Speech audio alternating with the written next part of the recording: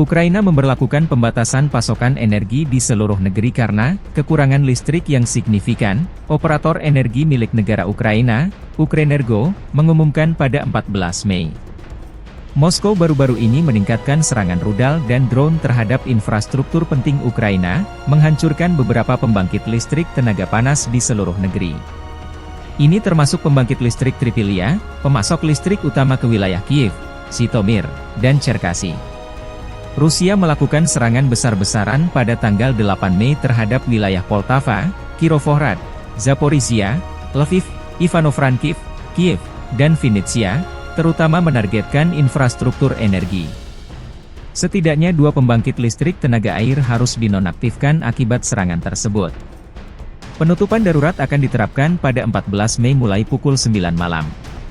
Hingga tengah malam waktu setempat di seluruh wilayah Ukraina, menurut pernyataan Ukrenergo. Perusahaan mengatakan mereka harus menerapkan pembatasan tambahan karena kerusakan akibat serangan Rusia baru-baru ini terhadap infrastruktur energi Ukraina dan peningkatan konsumsi listrik setelah penurunan suhu. Pada tanggal 15 Mei, pembatasan pasokan energi akan diberlakukan sepanjang hari, namun hanya untuk pengguna industri. Ukrenergo sebelumnya mengurangi pasokan energi untuk pengguna industri dan komersial pada 10 Mei.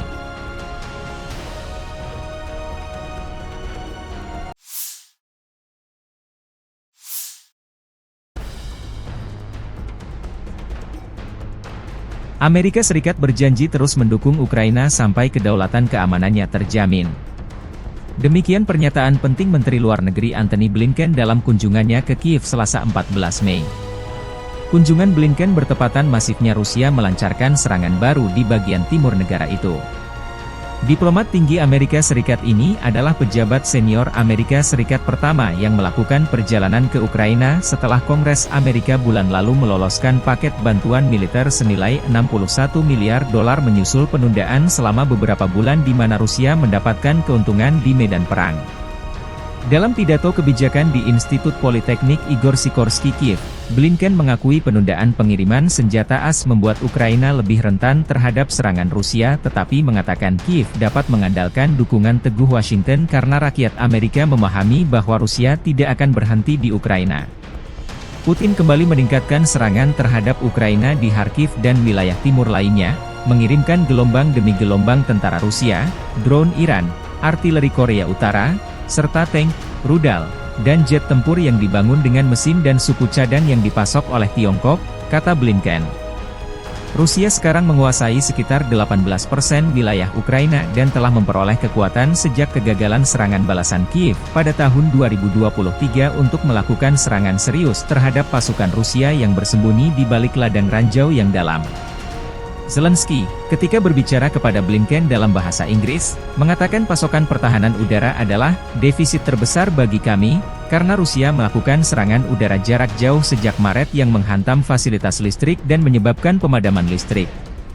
Saat ini kita benar-benar membutuhkan 2 Patriot untuk Kharkiv, untuk wilayah Kharkiv karena di sana masyarakat sedang diserang.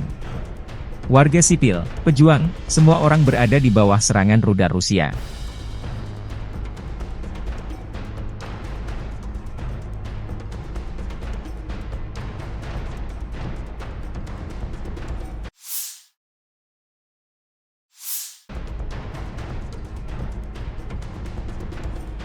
Presiden Rusia Vladimir Putin akan mengunjungi Tiongkok dalam perjalanan luar negeri pertamanya sejak terpilih kembali. Rencananya Putin berkunjung ke Tiongkok selama 2 hari, 16 hingga 17 Mei bertujuan untuk menggarisbawahi kemitraan tanpa batas yang semakin mendalam dengan Presiden Xi dari Tiongkok. Tiongkok dan Rusia mendeklarasikan kemitraan tanpa batas pada Februari 2022 ketika Putin mengunjungi Beijing hanya beberapa hari sebelum ia mengirim puluhan ribu tentara ke Ukraina. Atas undangan Presiden Tiongkok Xi Jinping, Vladimir Putin akan melakukan kunjungan kenegaraan ke Tiongkok pada 16 hingga 17 Mei sebagai perjalanan luar negeri pertamanya setelah menjabat, kata Kremlin pada Selasa. Juru bicara Kementerian Luar Negeri Tiongkok Hua Chunying mengatakan dalam sebuah pernyataan bahwa keduanya akan membahas hubungan bilateral, kerjasama di berbagai bidang, dan isu-isu internasional dan regional yang menjadi kepentingan bersama. Ini akan menjadi kunjungan kedua Putin dalam waktu 6 bulan ke Tiongkok, yang merupakan jalur vital ekonomi bagi Rusia setelah negara-negara Barat menjatuhkan sanksi atas serangan militernya di Ukraina. Tiongkok telah menolak kritik Barat terhadap hubungannya dengan Rusia, namun kemitraan ekonomi dan kerja sama militer mereka semakin mendapat sorotan dari Barat.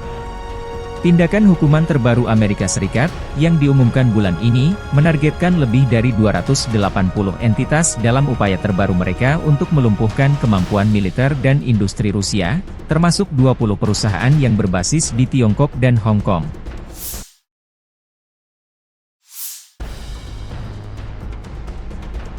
Robot tempur kamikaze, Scorpion M, membuktikan keefektifannya dalam pertempuran. Prajurit Detasemen Elang Rusia Angkatan Bersenjata Rusia, bersama dengan personel militer dari Brigade ke-110 Korps Angkatan Darat Donetsk Pertama, menggunakan robot tempur Scorpion M di medan perang untuk menghancurkan benteng Angkatan Bersenjata Ukraina di wilayah Krasnogorovka. Keberhasilan penggunaan Scorpion M menunjukkan keandalan dan kemampuan manuver yang tinggi dari kendaraan robotik tersebut, serta efektivitas tempurnya dalam menjalankan misi menghancurkan benteng musuh dan menembakkan senjata, demikian keterangan video militer Rusia 15 Mei 2024.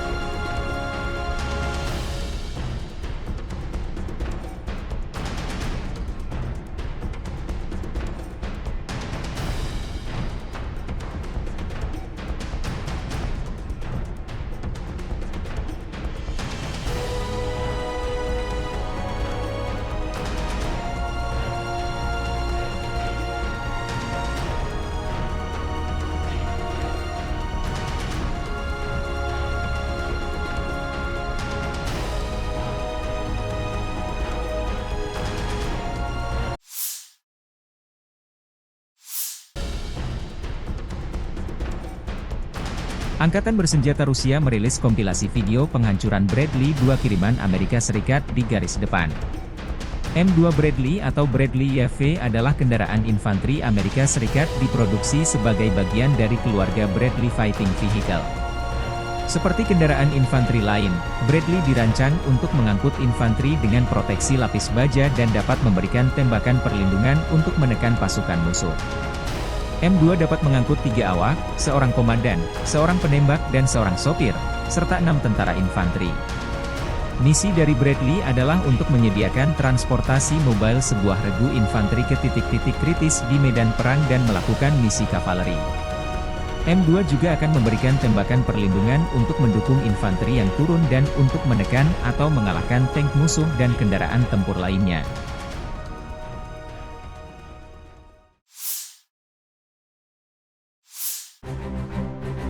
Kru BMPT, Terminator, sedang mempersiapkan kendaraan untuk penempatan tempur, dan menuangkan peluru fragmentasi berdaya ledak tinggi ke posisi musuh. BMPT, Terminator, Tank Support Fighting Vehicle, adalah kendaraan tempur lapis baja, AFV, dirancang dan diproduksi perusahaan Rusia Uralvagon Zavod. Kendaraan ini dirancang untuk mendukung tank dan AFV lainnya di daerah perkotaan. BMPT secara tidak resmi dinamai Terminator oleh pabrikan. Senjata berat dan lapis baja untuk bertahan hidup dalam pertempuran perkotaan. AFV ini dipersenjatai dengan ATAK-T Guided Weapon System yang dipersenjatai dengan 4 peluncur rudal ATK-9M120, 2 autocannons 30 mm 2A42, 2 peluncur granat AG-17D, dan 1 senapan mesin PKTM koaksial 7,62 mm. BMPT dibangun di atas sasis tank tempur utama T-72 yang digunakan dalam jumlah besar oleh Angkatan Darat Rusia dan telah diproduksi di bawah lisensi oleh banyak negara lain.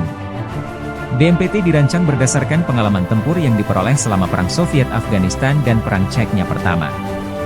Beberapa prototipe kendaraan tempur pendukung tank dibuat sebelum desain BMPT saat ini. Pada akhir 2013, satu-satunya operator BMPT adalah Kazakhstan. Sejumlah kecil dikirim ke Angkatan Darat Rusia untuk evaluasi mulai tahun 2005. Kementerian Pertahanan Rusia akhirnya memesan BMPT pada Agustus 2017. Pengiriman lebih dari 10 kendaraan dimulai pada awal 2018. Versi tersebut, secara tidak resmi disebut sebagai Terminator 3, menggabungkan sasis, lambung, dan komponen tank T-90A.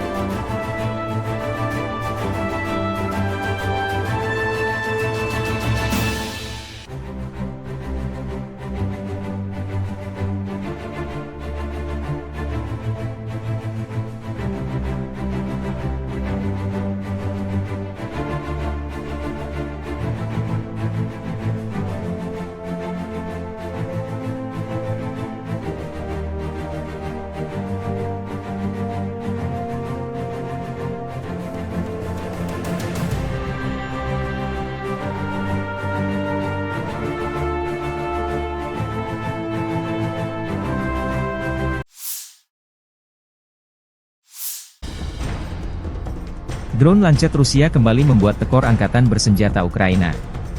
Rekaman, Lancet, produk 51 menabrak, Gepard, Jerman di dekat desa Vyasionka di wilayah Sumy. Gepard bahkan masih berada di atas truk trailer dan terbungkus kain.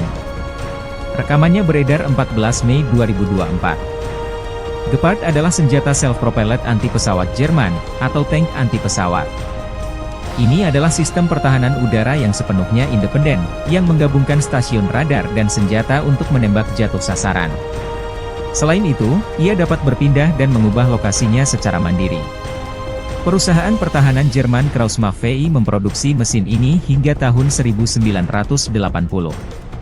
Sebanyak 570 tank anti-pesawat diproduksi. Puluhan Gepard Jerman dikirim ke Ukraina sejak invasi Rusia 2022 lalu. Yang menarik dari serangan ini, tampaknya Rusia sedang melakukan persiapan akhir untuk membuka front besar lainnya di timur laut Ukraina seperti yang dilakukan unit utara di Kharkiv. Kepala wilayah Sumy di Ukraina Timur Laut telah memerintahkan evakuasi segera ke kota Vorosba dan Bilopilia dekat perbatasan dengan wilayah Kursk Rusia karena peningkatan signifikan selama 24 jam terakhir dalam penembakan lintas batas dan kemungkinan Angkatan Darat Rusia segera memasuki wilayah tersebut.